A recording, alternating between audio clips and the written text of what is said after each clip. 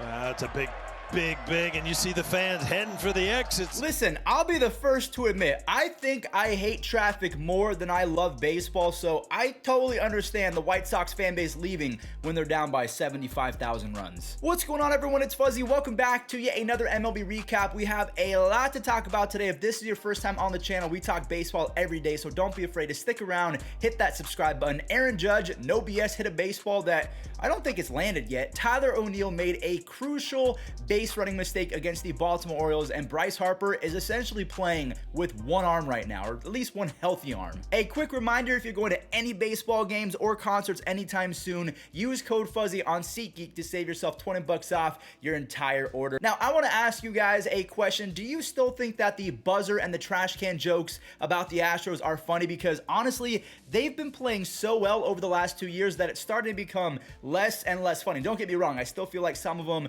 are good timing and throwing trash cans on the field is entertaining, but the fact that Jeremy Pena and Jose Siri put the Astros up by a few, Jose Altuve stepped in and blasted his 5th home run. They weren't done yet. Jeremy Pena wanted more, collecting 2 RBIs for his team-leading 20 on the season. Yordan Alvarez, who is known as a masher of baseballs, apparently wants to be known as more than that. He makes a sick grab in the 3rd, and this game ended up getting delayed, so it picks up the next afternoon. Kyle Tucker turns on one for his 5th home run. Altuve doubles home 2 more, and the Astros basically patted the Twins on the head. They ruffled the Twins' hair. Kyle Tucker had another 2 RBI double, giving the Astros 11 runs on 15 base hits. They're 10th in team OPS. They're 2nd in team ERA. And whether you like them or not, the Astros have won 9 in a row, and they're looking prime for another World Series run. Let's see if they can win 10 in a row. Chas McCormick singles in Kyle Tucker, but Minnesota is going to try and make up for that Game 1 debacle. Nick Gordon makes a sensational grab to steal a hit from Jose Altuve.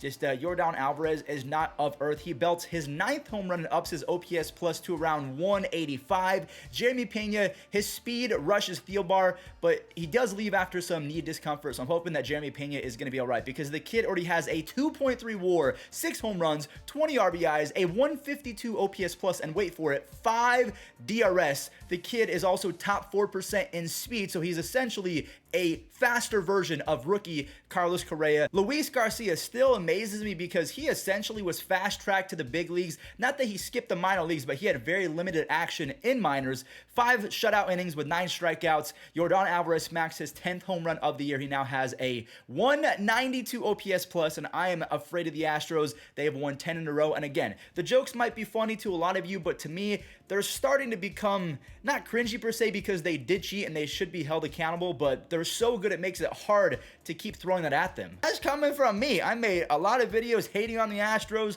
holding them accountable. Yo, they're no joke. All right, here we go. We have an interdivision little series. The Mets facing off against the Nationals. Mark Canha, he is not a 4th outfielder. He should be playing every single day. He singles up the middle for 2 quick RBIs in the 1st, and then gets on base for Tomas Nido, and Nido drives him in. Staying with the 4th inning, Nationals had a chance to score some runs, but their horrific base running cost them any chance of stealing back some momentum. Taijuan Walker, he's one of those pitchers you never know what you're going to get on any given day, but he was good yesterday. 7 shutout innings, but it was a very anti-Walker start because he had just 1 strikeout over 7 innings. Either way, he was effective. Mark Canha rips a home run. He has a combined 377 on-base percentage. Since 2019, he is an on-base god, but the real on-base god, Juan Soto, with that home run, ups his career on-base percentage to 429. He is otherworldly, ladies and gentlemen. All right, let's talk about the Yankees and the White Sox. Dylan Cease had one of the strangest starts I've ever seen in my entire lifetime as a baseball fan. Let's talk about why that was. Giancarlo Stanton shows off the easy pop. He barrels one 400 feet the other way for an Oppo Taco. Anthony Rizzo triples home Aaron Judge in the 3rd, and then Giancarlo Stanton does it again. So that's 2 home runs on the day. DJ has an RBI double in the 4th to make it a 6 earned run day versus Dylan Cease. But Dylan Cease went 4 innings, so that means he got 12 outs. 11 of the 12 outs were via the strikeout, so he was completely nasty, but at the same time, he was extremely hittable. Aaron Judge digs in later on, and my goodness, 460 feet for his 11th home run of the year. We're going to talk about the league leaders at the end of today's video, so don't go anywhere, but 11 is number 1 for home runs. New York goes up 7-4 when Johnny Lasagna just did not have it yesterday. You probably shouldn't throw it right down the middle to Yoan Moncada. He shows off the buttery smooth swing, my favorite swing in all of baseball. baseball. It's tied at 7-7, but the Yankees rip it back open. Judge uses his sneaky speed to beat out a throw with 2 outs and 2-run score. Look at Gleyber Torres flying in from second base. Stanton plates 2 more to cap off a 6 RBI day, and it kept on raining, full pun intended, because Josh Donaldson makes it rain. He pimps a no-doubter, and Aaron Judge gets Joey Gallo to score on a sac fly to make it 15 runs total. The Yankees and the Astros and the Angels, they all look like world beaters right now in the American League. Not so much the Mariners as I hoped, or even the Blue Jays. All right, let's talk about Bryce Harper because he has a partial tear in his UCL. This is why we absolutely love the universal DH, because I believe he tore it in the first week of the season, and if there was no universal DH, he would have been missing the last 2 or 3 weeks, and then going forward another 3 or 4 weeks, because he's not going to be able to throw for the next month or so. So this is why the DH is a beautiful thing, not only for older players, but star hitters that suffer arm injuries or just little knick-knack injuries like that. Let's talk about the game, though. Even with the torn UCL, you can't stop this, man. Bryce, the lefty crime, gives him 7 taters on the year. Kyle Schwarber singles home Gene Segura, and Camargo continues his very solid season with a 2-run bomb. Speaking of bombs, look at Belly. He is striking out 30% of the time, which is not good, but he still has fantastic pop, and he plays a beautiful center field. You know what else is beautiful, though? Bryce Harper going to the left side. That's an RBI hustle double. Let me read off his stats over the last 170 games, pretty much a full season.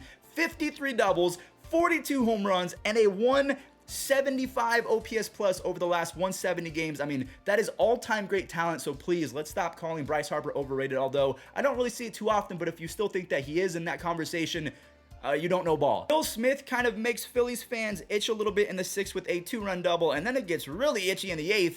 He makes Phillies fans really sweat. His single starts a 4-run implosion off of Jose Alvarado. He was left in way too long by Joe Girardi. Joe Girardi, he was kind of the problem as the Dodgers storm all the way back to tied at 7 runs apiece, but then Dave Roberts kind of had a brain fart of his own. He chose to put in Daniel Hudson instead of Craig Kimbrell. Kimbrell was on 5 days rest, so his arm was ready, so Hudson gives up 2, and Knievel escapes a jam as he gets his 7th save, and the Phillies were kind of handed runs on a free silver platter because Hudson was not the guy. That one is on Dave Roberts, in my opinion. The Orioles and the Cardinals. Karma is served against Nolan Arenado in the 1st. How does it feel, Nolan, to have your hits taken away for once by a third baseman? Rookie Rylan Bannon, I think that's his name, channels his inner vacuum and steals a hit from Nolan Arenado, the human vacuum, and this got me hyped. Yes, I'm a fanboy of fast players like Akil Baddoo and this kid Jorge Mateo. 9 stolen bases, 10 extra base hits, and a 4 DRS. He has to get on base more, but Jorge Mateo is not a bad major league player.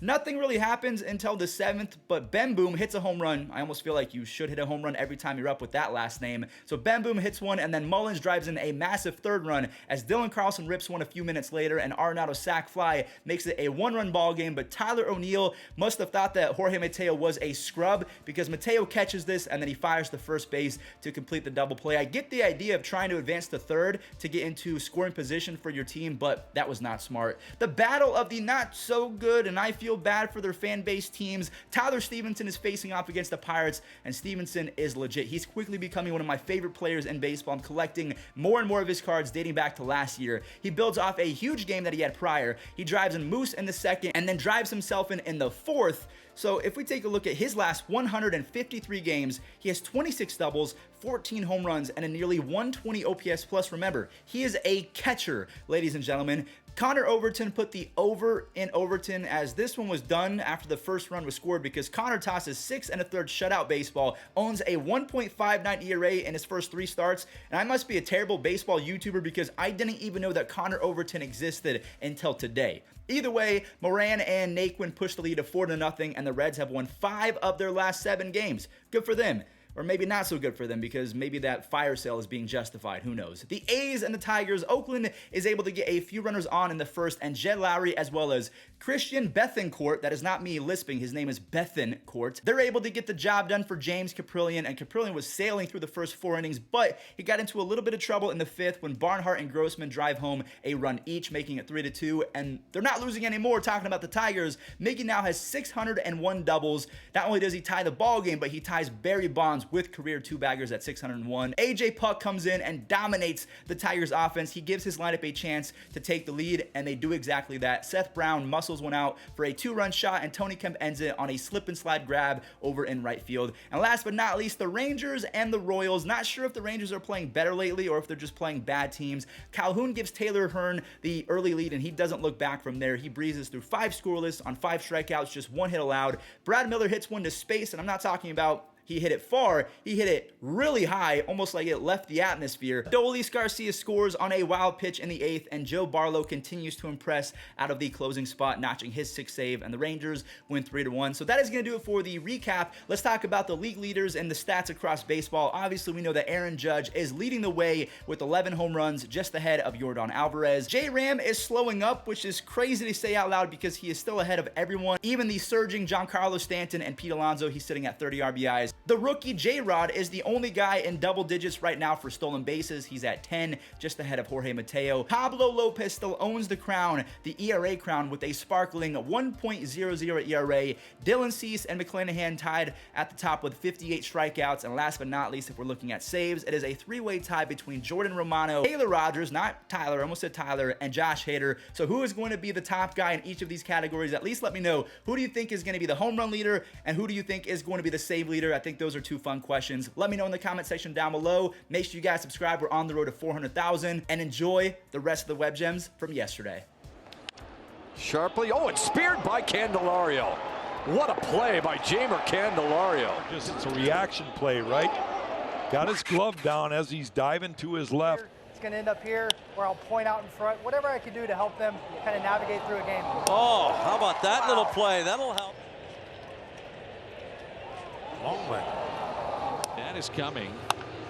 And that's a fly ball into shallow right center. Sliding catch, Dylan Carlson.